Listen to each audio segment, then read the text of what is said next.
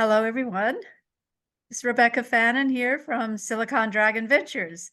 And we're going to be doing our Ask a VC show today with Eddy Chan. And Eddy, if you haven't met him yet, is a venture capitalist, and he is running an Indonesian-only venture capital fund named Intudo Ventures. So we're going to get to hear a lot from Eddy about what Indonesia is like today, what the tech scene is like today, what he's investing in, of what are the latest trends happening in Southeast Asia.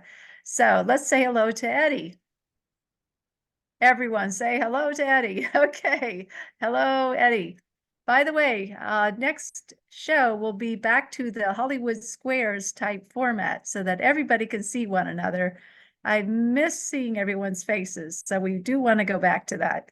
Stay tuned. Okay. So look, our show has been going for quite some time now, and we started it during COVID. We couldn't do our regular events in person, so we took them online. And we've done about 60 shows online since then, all of them Ask a VC, with VCs from all over the world. So if you haven't checked those out, you can go on to our YouTube channel, Silicon Dragon Global or Silicon Global Online, and check out all of those VC videos, including people like Tim Draper, Steve Case, John Chambers, you name it, Gary Rochelle, from all over the world. So check it out. All right. I'm an author and a journalist.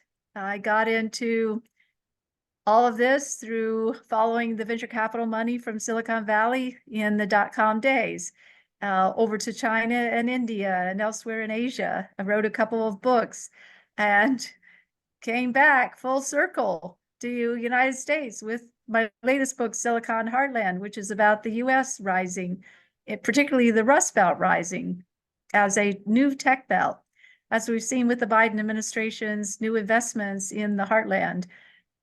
That was my COVID project, and I'm still doing the heartland, but I've added back in global and US China and US Asia and Southeast Asia, and today Indonesia, which is a huge market. And we're going to get to hear a lot more about it and learn about it from Eddy. So I want to say that when you are listening to the show, don't just listen. You can get your questions ready for Eddy, and you can put those in the chat box. And that's a text. You just text your question in, and we will watch for the best questions. So try to keep those on the trends and the issues and, things that you really think are pertinent, and Eddy will answer them. So that will be fun. All right. A little bit about Eddy. So he's founding partner of Intudo Ventures. He spends a lot of time in Jakarta. And the few times that he's not in Jakarta, he's in Silicon Valley. So yes, hi, Eddy. Okay. He's worked on venture investments in startups, including PayPal and Palantir and Affirm, a lot of very big names there. He's founded and operated venture-backed tech companies with operations in Silicon Valley and Asia. He was a corporate M&A lawyer for 6 years with Morrison and Forster. So all of this adds up to a terrific background to be an investor in an emerging market like Indonesia. He's got his JD from Georgetown University Law Center, business administration degree from University of California in Berkeley, too. Great credentials, and a wonderful background for what he's doing today. He is running Intudo Ventures with a team in Jakarta, $300 million in capital under management. They've been going since 2017. They invest in Indonesian homegrown companies, and we'll get to hear a little bit more about that. This is what I had noticed in covering China, is that the original China formula was to invest in these homegrown Chinese entrepreneurs from Sand Hill Road, and then it switched to much more of a domestic China focus. So we're seeing some of these same trends play out in Indonesia. Some of the same kind of business models migrate from China into Southeast Asia, into Indonesia. So I'm going to let Eddie, tell us a little bit more about how Intudo invest and what kind of sectors they invest in and what their portfolio companies are like and what the Indonesian market is like. So I'm going to ask Eddie to tell us to tell us a little bit about Intudo Ventures. Yeah, so how did you come up with the name Intudo? I mean, I guess I could guess, but why don't you tell us? Yeah, so I think Intudo is the really the most important piece, the name. And this dates back to me and my co-founder Patrick, who's multi-generation Indonesian, former head of Goldman Sachs for Indonesia in venture and private equity, and my other co-founder Tim, a multi-generation friend of mine that founded HTC and other companies. So I think that when we started looking at the market in 2015 and 16, started making some small investments on our own into companies as well as into funds. And when we decided after about 2 years of running our own money that we should run a proof of concept fund, we thought we'd build a firm that really would last, multiple funds, if not generational transfer. And we had all previously worked at different firms, whether it be venture firms, private equity firms, investment banks, everything under the sun. And I think we obviously had good and bad experiences, and we thought the most important thing was a naming convention, once again, that could last multiple funds, if not generational transfer. Note that say with Sequoia, right? The Sequoia last, it's not named after certain somebody's name. Intuitive Yeah. represents our core values. It's integrity, sincerity, with an appreciation for serendipity. And we thought that that'd be very critical in how we'd want to conduct ourselves in the ecosystem, as well as with anyone that we were to partner with.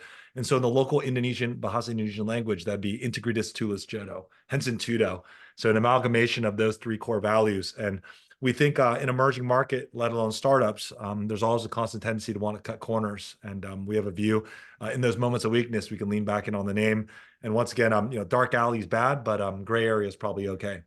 So that's kind of Okay. How has serendipity played into your success story so far?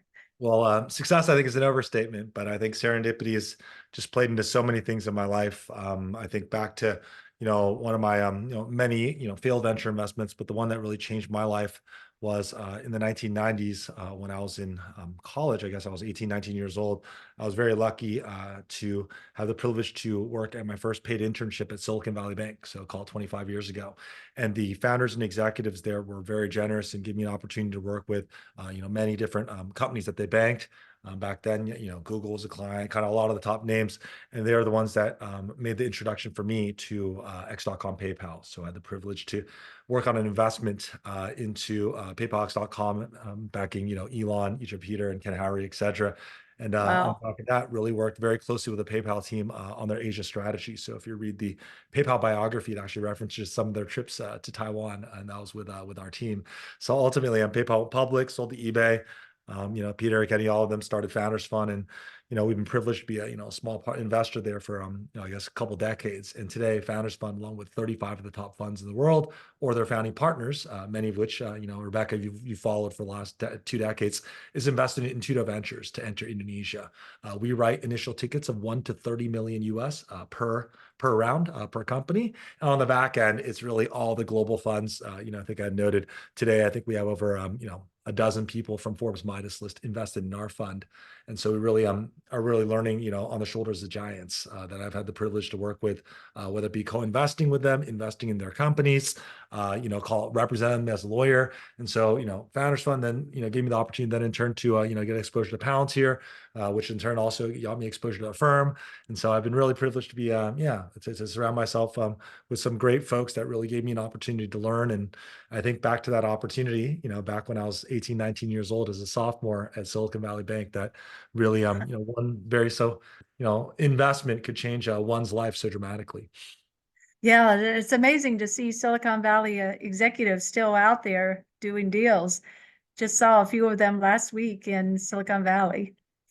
So it's still going. And it's still named Silicon Valley Bank, even though it has different ownership. Sure. No, great Yeah, team. but that's pretty cool that you started there.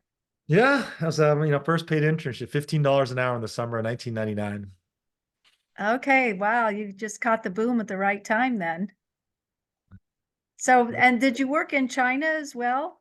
Absolutely, Rebecca. And so, It's really a privilege to be on your show. I've followed you for a couple of decades, and back when I was a little boy, my teens to today, having the opportunity to partner with you, and I still remember vividly. I covered the Chinese market like yourself. I was a lawyer, as at Georgetown. I studied. I was a global law scholar, and they took 1 to 2 students focused on China every year, and I covered China, Taiwan, and Hong Kong, and I really had a front row seat, if you will, to see the ecosystem boom really from day one. So covering that market in large part from 2000 to 2012, where I was based in Shanghai, Beijing, and Hong Kong, covering a lot of the traditional funds that I know you're friends with. Whether back then it would be like Chi Ming, it'd be like Kleiner Perkins, Warburg Pincus, Goldman, kind of you name it. And those really early days, if you recall, the sea turtle concept that today we've rebranded Southeast Asia Turtle, in large part was inspired by what we saw in each of obviously Taiwan in the 1980s, where I grew up in the Hsinchu Science Park, where guys like Morris Chang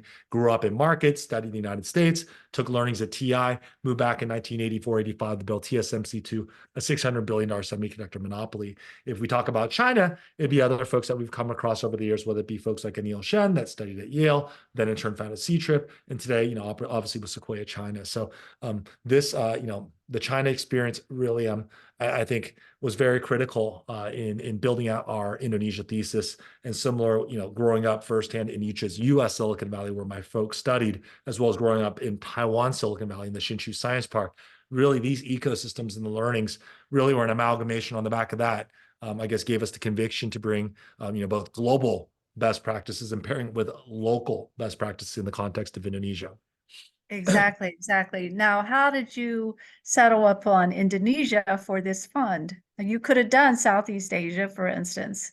Yeah, it's really once again just serendipity, and I'd almost argue it's almost common sense. So, in the late 2000s, when I was based in Shanghai, Beijing, Hong Kong, I covered a lot of the major banks, private equity funds, et cetera, and they started looking at the Indonesian market.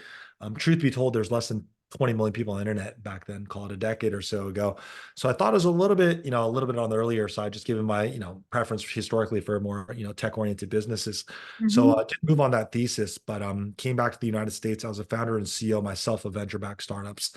Got my business to kind of more Series B, put more of a gray hair public company CEO in place, and that's really once again serendipity. So serendipity first got me into PayPal, and exposure to PayPal Mafia. Other acts of serendipity like this were, my opportunity in China, learning about Indonesia, also in Taiwan, obviously, quite a number of Indonesians. But then in 2015, when I was transitioning out of my startup, I got a very fateful phone call, if you will, from my best friend in Hong Kong, a gentleman I met the second day I moved there. And he said, "Hey, you really should talk to my college roommate from the 1990s." I said, "Why?" He said, "Well, this gentleman, previously had set up Goldman Sachs Investment Partners, private equity venture capital practices in Indonesia, and was transitioning out of that operation. And so the theory or guidance was not to launch a fund by any means. It was like, hey, you guys might be friends. You guys are both, people I've enjoyed spending time with. Eddy, you have an understanding to some extent of Silicon Valley, of North Asia, China, Taiwan, Hong Kong. Patrick, you know Indonesia inside out. You're multi-generation Indonesian. You previously set up Goldman's efforts there. Maybe you guys could just compare notes on different ecosystems, whether it be Indonesia versus North Asia versus US." And so, we spent, a couple years together with our founding advisor, Tim, just once again, experimenting with, some checks into the market. We're very privileged to be one of the first investors in Gojek back then. Similarly, I invested in some, premier funds. And based on a lot of, if you will, founder interviews and GP and LP interviews, I think we established something pretty unique, that the market was missing 3 key ingredients, which we call the 3 Ins of Intudo. Now, getting back to, you asked me Indonesia. So I got to Indonesia based on this, but why Indonesia only versus call it Southeast Asia region? Well, I Yeah. think if you said a decade ago, I think Southeast region in large part made sense because the volume of startups, if you will, in the ecosystem was quite minimal. Today, you could fly Singapore. Tomorrow, you could fly Indonesia. The next day, you could fly Philippines. The next day, you could fly Thailand. But I think that what we realized, call it 4 or 5 years into it, if you kind of peel back and pull back and understand the macro, you ultimately realize that Indonesia itself represented about 40% of the population of all of Southeast Asia. And, you may argue, well, Indonesia's poorer. Well, I'd argue that the next 3 markets combined by scale don't hit Indonesia's scale in terms of online commerce, whether it be approximately real GDP, et cetera. So whether it be Philippines at 105 million, Vietnam at 95 million people, Thailand at 70 million people, Filipina, probably call it 2-3K in GDP per capita. Vietnam kind of similar. Obviously Thailand a little bit higher, call it 7-8,000. Mhm. So what we realized was that it was the only country that you could really build standalone unicorn companies if you were not call a Singapore to the world company, but if you were doing targeting Southeast Asia, from a scale perspective, it's the only country that you could do one country and hit scale. Where today, out of the 53 unicorns in Southeast Asia, 15 of them are Indonesia homegrown. Now, out of those 15, 13 of them never expanded past the borders of Indonesia before becoming a unicorn. Not to say, I mean, that's paper money. But getting back to it, Southeast Asia as a region, we've come out publicly and said, maybe to the contradictory to other folks, that it's really a lie. It's a fallacy. And we said it even in Bloomberg. Ultimately, it's 8 different countries or 10 countries, languages, family power structures, and regulatory. I would argue maybe, let's say, the European Union, at least there's a common currency to some extent. There is, common borders. There's call it, a passport. But Southeast Asia is more kind of a more loosely affiliated number of countries. So to call it, one homogenous market really is a lie. And to even call Indonesia one homogenous market, I would argue is even a lie. And that Indonesia itself has Indonesia one, call it 4 or 5 million people at 135,000 GDP. Rebecca, I know you're in New York today and you spend time in Silicon Valley. I'd argue it's like Silicon Valley or New York. The next piece is 70 million people at, call it 7,000. Maybe that's more akin to call it Thailand. So you got another Thailand in there. Thereafter, you have about 100 million people, call it at 2 to 3,000. So maybe Philippines or Vietnam. And then, for good or bad, you drop down to the last 100 million people, call it $700-800, per year. So still very much a work in progress. But of course, we hope over time, with digitization, with government support, that this rising middle class slowly, spins out of the global poor and hits, call it the middle class, and starts having more disposable income. Right. So that's why e-commerce took off in Indonesia pretty early, like it did in China. E-commerce was one of the first areas of growth in the internet sector. And then following that, payments and logistics, because those follow on from e-commerce growth. So that's the same story that happened to Jakarta as well, and maybe outside of Jakarta in other places in Indonesia. Yeah, I mean, I always describe, I think back to Internet 1.0 in Indonesia, whether it be, e-commerce would be in the eyes of, like, let's say a Tokopedia or Lazada would be more akin to an Alibaba or, an Amazon in the US. What do you call it? Thereafter, you have online travel, right? Or at the same time, well, you have Traveloka in Indonesia, you have C-Trip in China, and you had Expedia in the United States, right? And naturally, Yeah. to support e-commerce, you need logistics and you need payments. So hence that gave birth to Zendit in our portfolio, which I know you were kind enough to cover, in some of your prior efforts. Today being the most valuable fintech in all of Southeast Asia, being the Stripe, if you will, of Southeast Asia and more. Right. And obviously, you have logistics where you need packages delivered to support e-commerce. So that's Internet 2.0, and I'd argue that today in Internet 2.0, it continues being picks and shovel businesses to support the digital economy. And we also start seeing more vertical focused businesses where you're digitizing old line traditional industry that, we're seeing, whether it be in the United States, seeing in China, and obviously in Indonesia, in a market historically with a 0% technology weighting on the local stock exchange. Right. Right. I'm also thinking about the ride hailing Sure. Yeah, startups. absolutely. I mean, look at Okay, so DiDi. Gojek was the one in Indonesia, right? Sure. Yep, Did you it got it. start in Indonesia, actually? Yeah, homegrown. We're very lucky. My co-founder Patrick had the privilege to go to school with the founders in the '90s. So I very see. to be one of not the first investors of the business when we were running our experimental efforts in the 2015-16.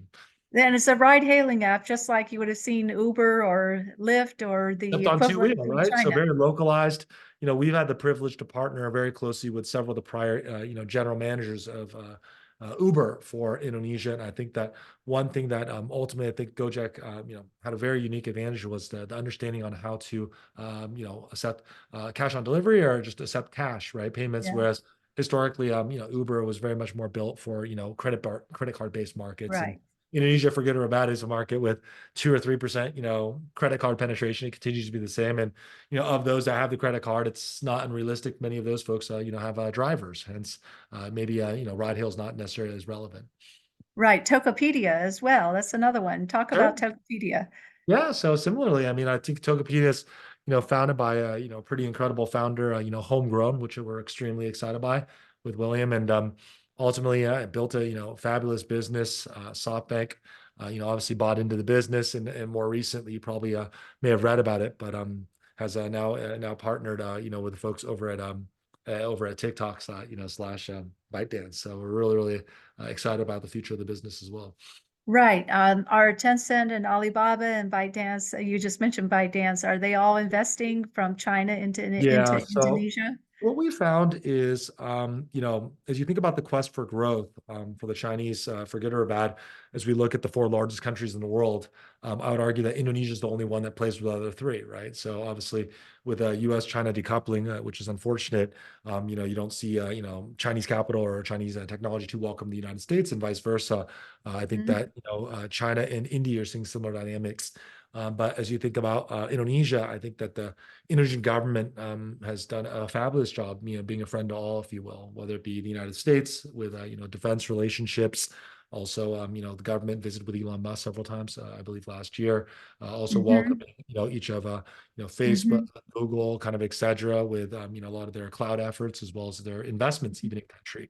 And if you Mhm. look at Alibaba and Tencent, I would argue, there was a period of time that almost every business that, over a billion in valuation, Indonesia had chosen a side in what we call the Chinese proxy war, right? To Yeah. get take an investment from either ecosystem.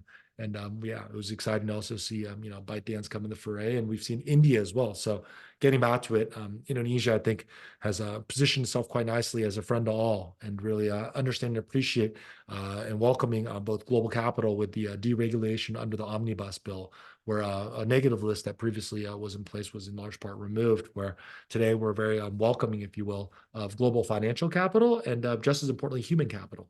And very much, I think the government, the Indonesian Investment Authority, which was the keynote speaker at annual meeting, for really, helping, elevate Indonesia and put it on the world stage, where the G20 was hosted in Bali in 2022. Indonesian President Jokowi was only, leader in the world to visit each of the Ukrainian leaders as well as the Russian leaders.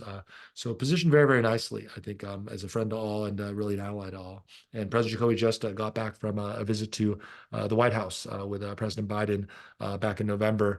Thereafter, then he came, of course, came out to APEC here in San Francisco. Interesting. So the government has definitely stabilized then. Yeah, I think it's President Jacoby and the administration have done a fabulous job over the course of. We've had the privilege to, launch our fund and be in operations during his two terms. We started during the kind of first half, if not of his first term, and in that whole process, we've seen Indonesia in terms of ease of doing business, digitizing a lot of the incorporation process for businesses, deregulating in terms of the negative list, making labor laws a lot more clear to encourage multinationals to come in the market, as well as Uh-huh. human capital to come in the market. Done immense infrastructure spend. I think of what's occurred in Indonesia during President Jokowi's administration. It's really reminds me in large part of what I saw firsthand in China from 2000 to 2008, whether it be Beijing Terminal 3, whether it be 3 subway lines going to 12 subway lines, whether it be the Beijing Olympics. In Indonesia's case, we had the Asia Games in 2018. We had Mhm. Airport Express. We have the the subway, if you will, or what do you call it? Which quite a number of both substantial physical and digital infrastructure. It's if I were to run a parallel to the United States, that'd be more like, let's say, the New Deal by FDR back in the day. What the maybe the Marshall Plan as well. What do you call it Right. in Europe after the World War II? What we saw in Right. China, what we see in Indonesia, and maybe what we saw with the Asian tigers, if you will, in the Yeah, 80s. When I think about Taiwan, Korea, kind of sure. Hong Kong, Malaysia, etc., Singapore. Yeah. Sure. And everyone has a mobile phone, right? Yeah, I mean, mobile. I mean, it's no skip PC, skip laptop, no, skip Straight tablet, to mobile. skip the mobile. Yeah. So when people say mobile first, I almost argue mobile only. No different than how I call it Yeah, Intudo. mobile only. Yeah. Yeah. Yeah. So what about returnees to Indonesia? Are you seeing that pattern as well? Yeah, I saw this firsthand growing up in Taiwan. I think even of my folks, my parents, growing up there, getting exposure, having the fortune to study in the U.S. In the 1970s, the U.S. took the large volume of grad students from three specific countries: Taiwan, Korea, and Israel. And these folks, in large part, went back home to build out the digital ecosystem. Right. If you look at China, circa 2000 to 2007, I think returnees played a large part, whether it be, Robin Lee, whether it be Neil Shen, a lot of, friends of yours, I assume. And as I think about Indonesia, we put out a thesis in 2016, 17. If you read Forbes magazine, we had a 6, 7 page spread back then. And it was more of a theory that we were going to go on university campuses, which sounded very laughable, and build a social graph, if you will, of every Indonesian in the United States at the most elite universities and corporate campuses. And I kid you not, at the time, Rebecca, there's probably 3 companies with valuation over 100 million US in Indonesia. Today, I'd argue there's maybe 80 or 90. Out of those 80 or 90 businesses, you'd be shocked to find that 90% of those founding teams have somebody that studied in the United States. So our thesis was spot on, and it says if we predicted the Yeah, future. And right. like it or not, I feel in early ecosystems that do require follow-on capital as businesses scale, like it or not, a lot of the capital providers, particularly global providers, often maybe can relate a little bit more to folks that have had exposure in the U.S. that maybe went to familiar universities that maybe they enrolled at, et cetera. Whereas homegrown, which I think are equally just as great, but like it or not, when the investment committee sitting in wherever looks at 2 identical resumes, but just doesn't necessarily have that familiarity with that, the homegrown university, which I know is as good, if not better than Harvard or whatever. No, the returnee sometimes has Watch a out, there's some Harvard grads on this Zoom. no, I know. And so, I'm on campus. I'm about to go. This will be the 6th year in a row that I'll be speaker sponsor at this Asia Business Conference for Harvard. So I work very closely with the student body. We've 1 in 3 of our deals historically has been sourced out of the United States, including, I'd like to say, at least 5 or 6 companies sourced out of HBS, where we found the talent on campus, worked with them for several years, building out the thesis, solving regulatory and commercial issues, as well as team issues, and then ultimately getting behind them from scratch and building up pretty sizable businesses in market. Mm-hmm. Okay, very good. So you have a number of unicorns in your portfolio already, and you also mentioned that Indonesia has how many unicorns was that 15 again? homegrown. 15 homegrown today is the way we calculate it. I think that doesn't necessarily include From your fund or from Indonesia overall? just Over, in the aggregate since the inception of the ecosystem, and call it 2010, 11, 12. so 15 unicorns in That's right. Indonesia. And we started in Okay. 2000, circa 2017. So we've been privileged to part of the journey of a handful of companies that hit that scale. So we're really lucky. Yes. Are you competing with any of the big name venture capital firms like Sequoia or GDV or DCM or any of those? Are Well, a they lot of in those Indonesia names, yet? a lot of those names that you mentioned, we've just been very privileged. I, covered them when I was a lawyer in North Asia. So a lot of their top partners, some of which are listed on Midas list, are all key LPs in Intudo. I would argue that I think of the venture ecosystem, Rebecca, I think I may have shared with you as a tennis court. And I think that different players play at different spots. And so I would say the Yeah. local folks play tennis at the net, if you will. And so if you think back to the Vietnam War, the Vietnamese had maybe inferior technology and capital, but they still won. Maybe the jury's out there, but I think they won in our view, right? They need the local ground game. So Intudo Ventures is the largest early stage investment team in all of Indonesia. Today we have a team of 12. Most other teams are half of that, if not substantially smaller. So I'd argue we play tennis at the net, right? So today we have 40 of the top 50 to 100 conglomerates in the country invested in Intudo Ventures. So very strong local distribution.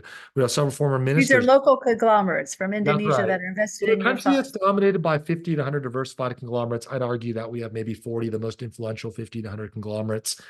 We, of course, are an independent fund, so we're the largest LP in all our funds. We cap all, players at 10%, but US Right. actually is our largest source of capital, 30% or so. From the United States, all the, many of the top funds that you just mentioned. So once again, we take the early stage risk, Rebecca. We play tennis at the net, but we're also global, right? I do spend, a fair amount of time, here in Silicon Valley, where my wife and eight-year-old reside. So we're both hyper local with Patrick, multi-generation Indonesian, as well as 9 associates. Every company gets Patrick for hyper local, 2 associates, and me for global. So I call that the best of both worlds. It's almost, you got doubles partners. It's doubles, whereas everyone else is playing singles in that they play at the net, it's one person, or they play at the baseline, which is the global funds, which fabulous investors. Most of them now have set up in Singapore. They have an incredible understanding of China, US, call it India, even Southeast Asia. But they understand and appreciate the need to have somebody on the ground every day of the week. Think about the pandemic. You didn't even fly in the country. My whole team's there, right? And so getting back to it, we are both hyper local and global. I'd argue the Mhm. global funds, generally speaking, historically, may have more of an appetite when a little bit bigger ticket later in the process. We are a Series A specialist, right? In Indonesia, a Series A today is not like a Series A in America. The median Series A in Indonesia went from 10 million in 2022 down to $6 million today. A $6 million round in America is like a seed round, right? And then a pre-A is probably around $3 million or so. So once again, a lot of the global names that you mentioned are more interested. I mean, they're running billion-dollar funds. They need to move big money at these names, right? But they need a local partner, right? Most of the big names don't necessarily have somebody that's day to day. We have the largest investment team in the whole country for early stage. 12 people, 100% dedicated to market. That only has, I kid you not, last year maybe pre-A, A and B, maybe about 140 financings. We have a team of 12. If we meet one company a month per person, we've covered the whole market. Last year, we met 80% of the companies that raised the financing in the market. Our peer set that covers all Southeast Asia, Indonesia might represent maybe 20% of the companies because Singapore, obviously, a lot of people want to be based there. There's Thailand, there's Philippines, there's Vietnam. Imagine if you had half the scale of the team, but you had to meet double the number. So like each person has to meet not double, they have to meet 5x development companies. So they need to meet 10x development companies that one of my associates meets 1/10 the number of companies that somebody that runs a regional fund has to. And that's why I But you think that. said you're taking a very disciplined approach to investing now because, and you're only doing like one deal per quarter. Is that right? Yeah, I mean, this is That, really that's model. that's pretty We've had the disciplined. privilege. We've had a privilege to learn from a lot of folks. And in a past life, I had the in a past prior to Intudo, I had the privilege to partner with a young man I really respect that was a benchmark previously, and so really learned a lot just about pacing. So if you look, Okay. historically, call it 1, 2, 3, 4, 5, 5, 6 deals a year, right? And I think for us seeing when we started that almost every manager in Southeast Asia was, adopting a more of an index fund based approach across 8 countries where, some of these managers have several hundred portfolio companies. I think we, given our backgrounds as, being a founder myself, my partner's background in private equity, et cetera, we're very much of the view of running a very much more concentrated portfolio. And so if you look at 8 years, Becca, we've only done 31 deals. In 2021, well, arguably one of the hottest years in the history of venture capital, we did one net new deal. Our peer set in Indonesia and Southeast Asia were doing 30, 40, 50 deals that year in new companies. 2022, once again, pendulum-based investing on the front end. Once again, you had managers do 40 or 50 investments. There's managers that did 100 investments in those 2 years. We did a grand total of 7. So we did one in 2021. And then once the market started going very bearish in the latter part of 2022, we did an aggregate of 6 that year, right? We did very back-ended, right? And then in 2023, I think we saw our peer set pull back finally down to like 10 deals. We did 3. So extremely concentrating, getting back to it. We're on a very thorough process. We meet you, if the chemistry's good, spend more time. Then we take you to the customer base, which is those, call it 40 conglomerates, as well as others that maybe have their own DC just didn't invest us, because most funds, if not all funds in Indonesia, are really anchored by 1 or 2 major families or state-owned enterprise. And so this process just doesn't allow us to do a lot of deals, right? If I need to meet you, feel the chemistry, then take you to meet my parents and our customers, it's no joke. And I think that is why our win rate, I think I'd shared with you in the first 2 years when we issued a term sheet, I think we won 2/3 of the time. But I will say in the last 5.5 years, really thanks to the team and the tribute to the team, my partners, our win rate is 96%. There's only You one mean deal. getting a deal that you win after?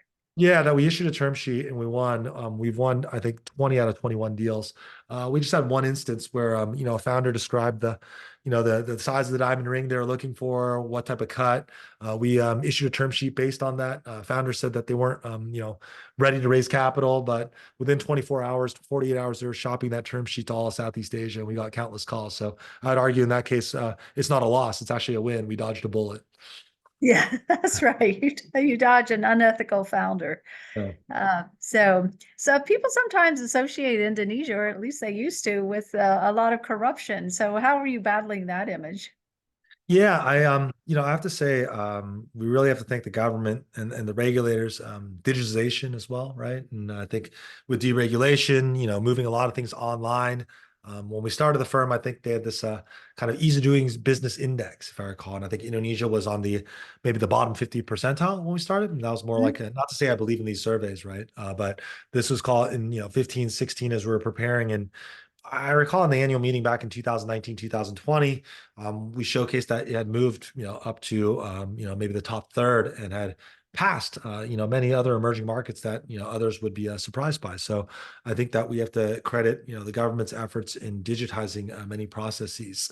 And in connection with digitization, I think, some of the stuff that, people wouldn't like to see, slowly went away. And I think if you look at the second, third, fourth generation owners of many different, conglomerates, et cetera, they certainly both had fabulous local, experience as well as global experience, which also I think is valuable, if you will.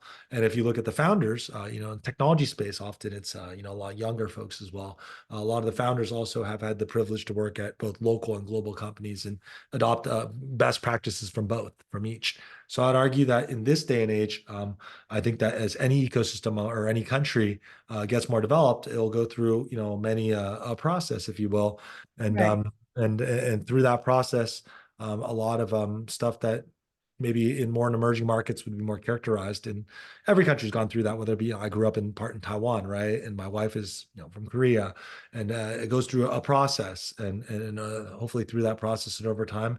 And also, I'd argue that different markets, describe things as differently, whether you want to call it lobbying, you want to call it bribery, it's a very fine line, right? So mm, we, having been a lawyer myself, I feel, as well as my partner, Patrick, having worked at many global firms like Goldman Sachs, I think that we don't take any of these things very lightly. And we definitely prefer to sleep easy at night, if you will. So the moment we see, stuff that, getting back to it, it goes back to the core values of the firm, right? So right, integrity, sincerity with appreciation for serendipity. So right. key stuff that makes us uncomfortable. We'd rather just walk from the deal than make money on it, and maybe to the chagrin of others. But we think if you go in dark alleys too long, it's just a matter of time before you kind of trip. Right. So you've done 31 deals. Are they all still going? Yeah, so truth be told, we've had a couple exits, so I think that'd be in the good way. We certainly had a handful of write-offs as well. I think that sometimes I ask myself when I think we've had two, three companies kind of not work out. We've had two exit, and we have a number that continue scaling really nicely. And I often get a good question from both my investor base and others is, if you're not having more lose, then maybe you're not taking enough risk. So that is a constant question that I think a venture in a business that historically is, I think very, if you call it power law driven. I do see that even in my portfolio, though I'd argue in Indonesia, Southeast Asia, or at least where we operate, I do find that a lot of business are EBITDA positive. So maybe the loss ratios won't be as high, and it'll be less of a hits driven business, although I think it still is for your mega wins. Yeah, Uh, 1 out of 10 makes it, right? yeah, no, that's Yeah. true. But I So think what's your biggest win? What's your firm's biggest win so so far? I think the businesses that have hit more scale, I would say would be Zendit, certainly, right? It's today, I would argue it's one, if not the only business that's call it more technology driven that's been massively successful expanding out of Indonesia, right? We won Indonesia outright. Today we're several X larger than the number two player, and we've since gone to Philippines and really dominated that market today. Well, explain what Zendit is. Not Yeah, so everybody has Zendit, heard of it. yeah, so those are the business we mentioned earlier. So Zendit is a payment gateway, which in part allows whether it be online sellers, traditional sellers, whatever it be, to accept all different types of payments, right? So they can accept various digital wallets, they can accept bank transfer, they can accept A, B, C, D, F, G. So if you run a parallel, that would maybe be like Stripe, right, or IDEN or ADEN out of Europe, if you. Okay. And so that'd be Zenit, and it's really, boomed along the way as e-commerce, right, has scaled. Well, naturally, people selling goods need the ability to, take different payments, right? And whether it be global companies coming to the market like Wish, call it Shopee or whatever it may be, right? And so that business, I think, has really been propelled on the back of Southeast Asia's digital economy, right? As things go Right. digital, naturally, you need to set payment, and who can you work with? Then it's Zendit. And so in Indonesia today, processing several $1 billion, per month, gone to Philippines, scaled very nicely, Malaysia, Thailand, Vietnam, really, the undisputed category winner when it comes to payments in all of Southeast Asia. So I think Right. that'd be a pretty good example of one that really has hit, So are Alibaba or Tencent going to buy it, or one of the others? I can't comment as to what he called, our companies. We don't, try not to speak on their behalf. But certainly there's been a lot of interest in the business, as it is one of the last independent rails in the market. As there has been other payment gateways, don't get me wrong, but they have been acquired by, whether it be local, call it local, unicorns or decacorns, or call it Mhm. regional unicorns or decacorns. So I do Mhm. feel that the business continues having a lot of legs, and the sky's the limit, as the digital Mhm. economy is just getting started. I think today, I think Indonesia's digital economy is coming up on 100 billion, with a view that over the course Uh-huh. of, call it, by 2030, I think there's an aspiration to be, call it, 300 billion. So Right. we think that we're just at the cusp, just getting started. And Right. also, So, yeah, so that'd be one. I think another one called Pinhome is the leading player in real estate, really digitizing that whole process in a market historically. Think of it like a Zillow or Redfin in the United States.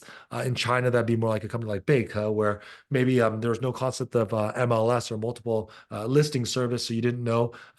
You can browse for discovery as a consumer. You can learn what a property looks like, see some pictures, get a feel for what the pricing should be, and then on the agent side, similar, is digitizing the whole process, and then ultimately running them all the way through the closing process online, the mortgage thereafter, and thereafter cleaning, like really an end-to-end solution, which we've been extremely excited by, and we partnered with some of our key partners, Ribbit Capital as well as Goodwater, in both cases out of Silicon Valley on that one. On Zendit, we had the privilege to kind of rope in and provide guidance to Kleiner Perkins, which we work very closely with. Thereafter, Axel, led the Series B, the C. We made a phone call out to our friends over at Tiger Global to lead the Series C, and most recently, the D was done by our friends over at Cotu and Insight. okay. So can a company like that go IPO in the United States? I think that, honestly, the gold standard continues being the US IPO. I think that's an aspiration, and I really have to thank some local heroes that we had the privilege to be involved with, like folks like Forrest Lee over at C Limited, that we had the pleasure to back many years ago in a special situation, ultimately going public on the New York Stock Exchange, and at its peak commanding a 200 billion equity market cap, being one of the number one performing stock with a valuation, I think, over 10 billion over the course of a couple of years. We obviously saw the D-SPAC with Anthony Tan, Ming Ma, and the team over at Grab, and that's been very exciting to see as well. So I think that would be the call it the holy grail, if you will, for most companies, I think. But what I'm very encouraged by is the Indonesia Stock Exchange. The Indonesia Stock Exchange, when we started, had about 600 publicly traded companies. Today, I think we're over 900. The market cap of the Indonesia Stock Exchange has increased by, I'd like to say, maybe about 50% since we started. And the number of local listings been incredible, where historically it was very difficult to list a technology company because they had to be, let's say, profitable, had a certain assets, no multiple share voting class, where if you're at Facebook or Google, the founders can still dictate, historically could dictate part of the future, given that there's dual class of securities. Even though you have economic interest majority, you still could control the fixed future of the company. And so Mhm. today, just in the last 24 months, you've seen some mega listings, right? You saw Bukalapak raise 1.5 billion on the local stock exchange called the Indonesia Stock Exchange. You saw Goto raise 1 billion US in ride hail and in e-commerce, and then you saw Bleebly and kind of e-commerce raise $600 million. And this was in market in 2022. The US wasn't even listing companies raising that much. So we have to really, credit the commissioners and the government for being very forward thinking and really rewarding innovation, if you will, which I think is pretty special this day and nature amongst countries of scale. So many of the other markets are enticing companies to relocate there and to hire talent locally. And so is Indonesia doing the same thing?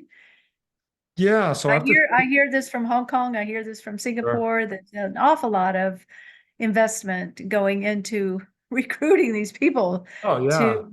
to, come there and do a startup and hire people.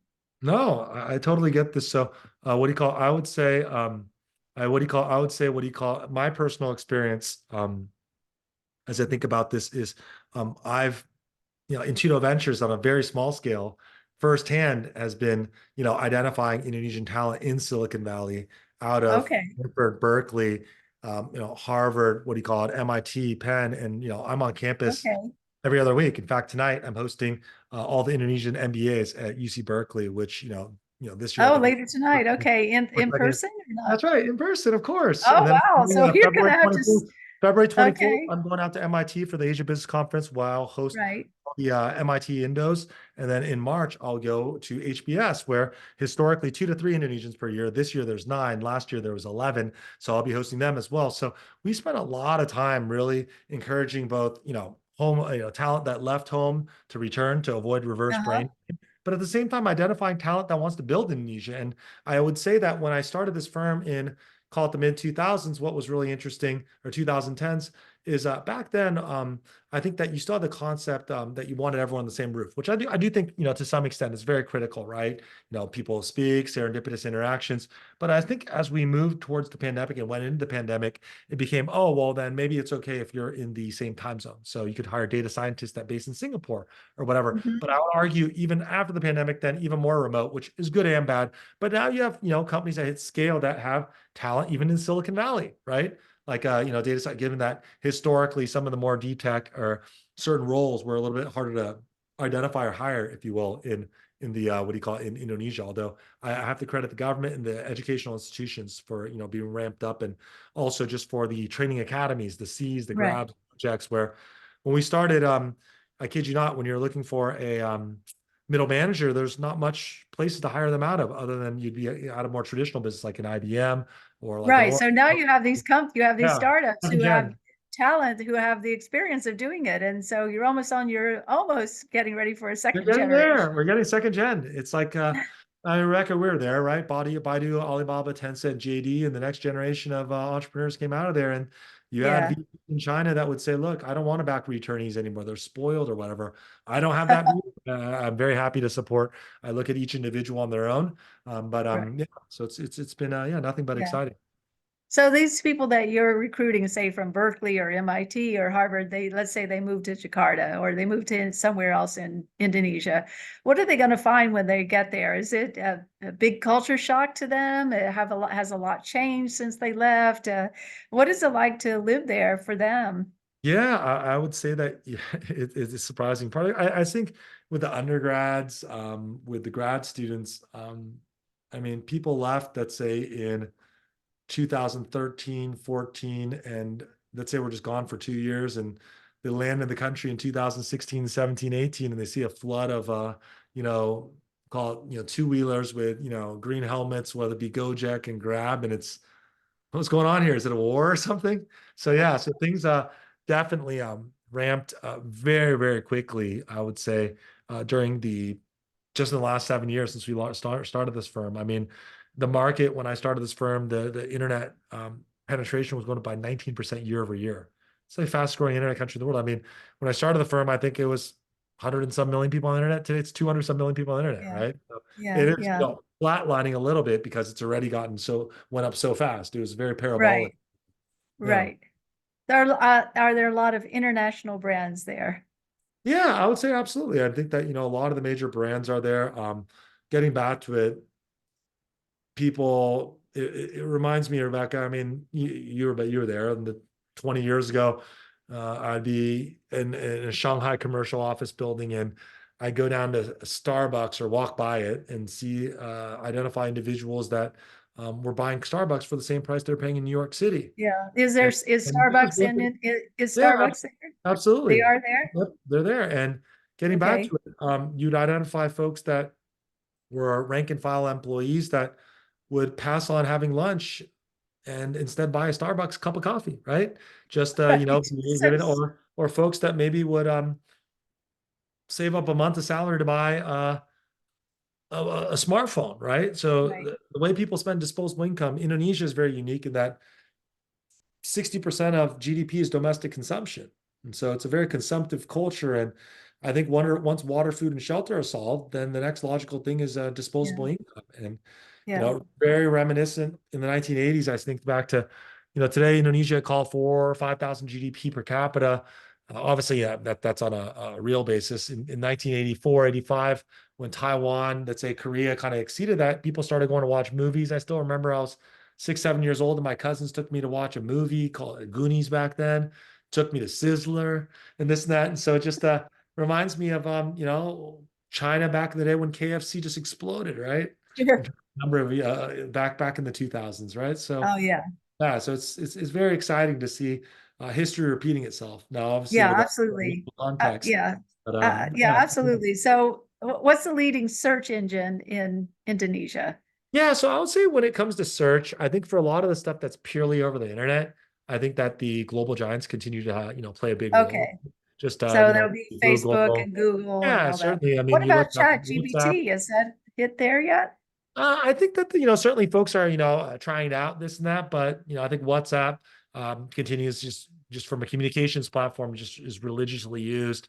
I think Yeah. Facebook is one of the probably second or third biggest market for Facebook. Now, I will note a work in progress is advertising based models. As this was several years ago, I still remember reading an article that at the time I forgot if it was Google AdWords or whatever was doing a couple hundred billion a year, maybe 100 some billion. So you naturally think, well, Indonesia being X% of market share, then naturally it should be a huge component. But I still remember because of the value of eyeballs, right? Selling ads against some of these things or click through rate or whatever, that ad-based businesses historically have been a little bit more challenging, if you will, to operate in Indonesia. And you need to operate more in the business of micropayments, right?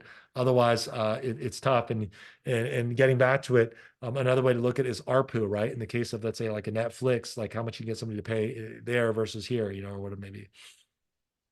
So you said you've had a couple of exits from your 31 portfolio companies, and were they acquired or what happened to them? Yeah, so the one that I think that we were very fortunate was a gentleman that was in Peter Thiel's first 20 under 20 class years ago, a gentleman Yeah. by the name of Tile, and we were very privileged to work with him. He had founded multiple companies, and he went to HBS, then dropped that after a year, and then went out to start a business called Frontier Car, and we set up Frontier Car, which was a consumer to business reverse car auction platform, and we set out ultimately. He was operating in Nigeria, Pakistan, Mexico, and Turkey. And we said, why don't you? And he came to us and said, hey, I'm interested in setting up in Indonesia, Jakarta. And so we actually set up Frontier Car Southeast Asia, which was headquartered in Indonesia.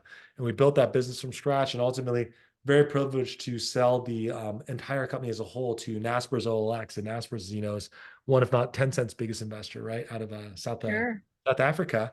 And so Naspers OLX ended up buying the business, and we ended up getting liquidity on it. It was a pretty good outcome, I think for everyone involved in a relatively short period of time. And that was, one of our first deals that we did even prior to launching the fund. And I think we that I think gave our LPs a lot of conviction of kind of what we're doing. Yeah, Some early liquidity in the form of cash, which I then see. we're able to distribute back to our investors and in part call it recycle and deploy so that we could kind of try to get our fund one close to as high percentage deployed as possible, so we could generate Right, right.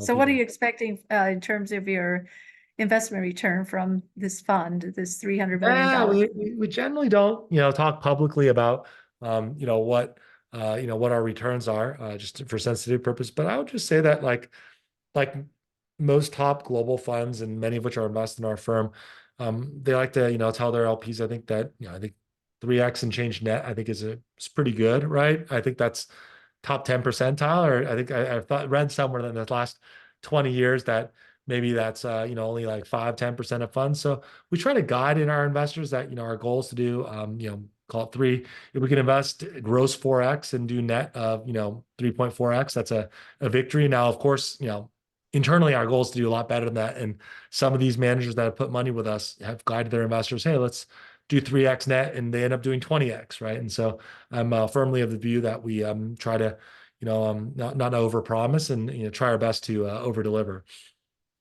Okay, so you set up in 2017, so you have a 10-year, usually 10 years is the life of a fund, so you still have some runway there Yeah, to our get a first fund few. was in 2017, and we set up our funds as historically as an 8-year plus one plus one. So yeah, we certainly have some time, but we obviously want to do our LPs justice and make sure that venture is not a one-way street, and that we just don't just keep making capital calls, but we actually make some distributions. And I think we were very privileged. Once again, companies are they're bought, they're not sold. So we're very lucky that we had a handful of exits pretty early in the process, and that in turn allowed us to distribute capital back to our LPs. So once again, serendipity, playing its role. Right, right. What was the other exit? You mentioned there were a couple exits and you talked about one. What Yes. was the other one that Yeah, you? so we actually had a special situation deal into C Limited early on. And we had a pretty good relationship with the founders there, and they were kind enough to give us an opportunity to get exposure there. And so that one was, an opportunity to list the business in New York Stock Exchange, and it, give us some pretty decent Okay, visibility. And our LPs ultimately were, we were able to bring a handful of LPs into that deal directly as well. And I see. if you I recall, see. the business did quite well. It made quite a run up to Okay. equity market cap. Yeah. Okay, that's good. So there's some questions here in the chat box. Somebody Sure. wants to know. You probably know this person who was asked this question, but he says he still Sure. lives in Palo Alto. Great. We've seen, a whole bunch of, Palantir places sold, Sure. blah, blah, blah. Should he consider leaving California or the US?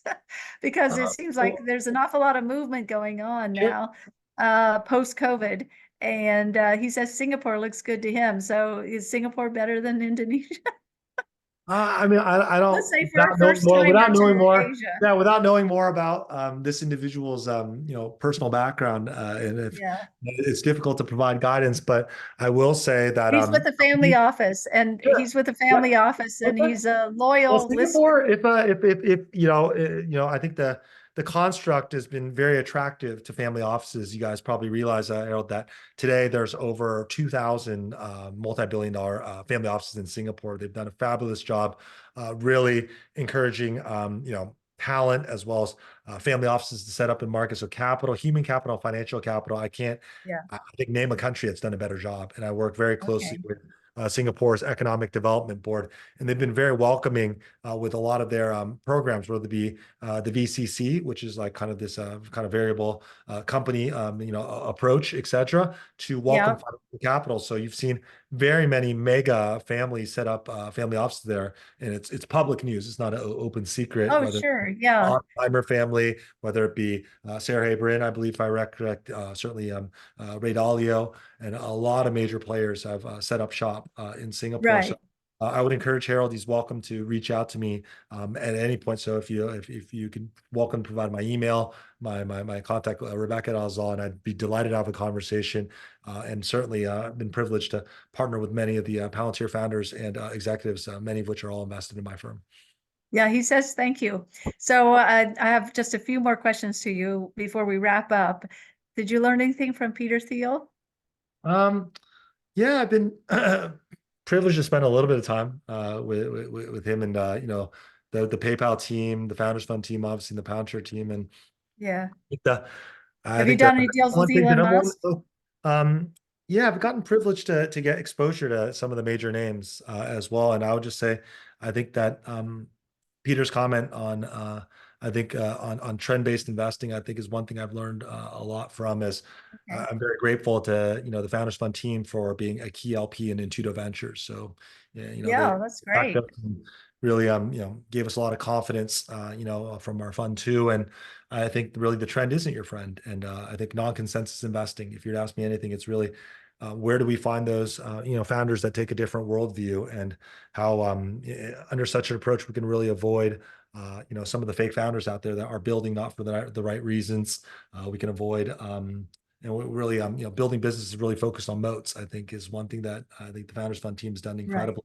Really focused on identifying businesses in sectors Votes, yeah. maybe out of favor, Mhm. or maybe too early for their time, and concentrated investing as well. Right? Very high conviction. What do you call it? In investing. So I would say that the folks there have been incredible folks that I really look up to. Okay, very good. You must be getting some company in Jakarta now in the space that you're in. Certainly, there's certainly quite a number of regional managers, all dear friends. There's Indonesia focused managers, although they do Yeah, we also. had Helen Wong on the show earlier Sure. on. So No, anyone who great. would, She's, yeah, she's a she's legend. We've in, covered, yeah. she's done quite well for herself in China, and we are excited to see her involvement in with the AC Ventures team, who we've had the privilege to partner with as well. Yeah, yeah. Well, Eddy, we're going to be watching your progress as you go along. And so thank you for joining us for today's show. And we look forward to watching what's happening next. Yeah. And if there are any other burning questions that anyone has, now would be your great chance to do that, because we have about 1 minute left of the show, and we're going to move on after that. Anyone with a burning question? Okay, there's our question Q&A, your views. So we just got back from the Consumer Electronics Show, which was so much fun, and so many new technologies from global competitors out there, and a lot of investors there as well. So that was a home run for us. We're going to South by Southwest next in Austin, Texas, which we already heard about as one of the new Silicon Valleys. That's going to be fun. That's coming up early March. And we have been doing our Ask a VC show. You can see those on our YouTube channel. Last week we had Plug and Play Ventures. We've had many other people on our Ask a VC show. And we have our Circle membership. If you'd like to join, if you would go on to Silicon Dragon Circle 2024, you can sign up there and come to all of our shows, including our events that are coming up in New York, Silicon Valley, Austin, and online. So look, thank you so much for joining us, and we look forward to seeing you again. Thank you, Eddy. Thanks, Rebecca, and thanks everyone for joining. All right, you take care. Have a good night. Take care. Bye now.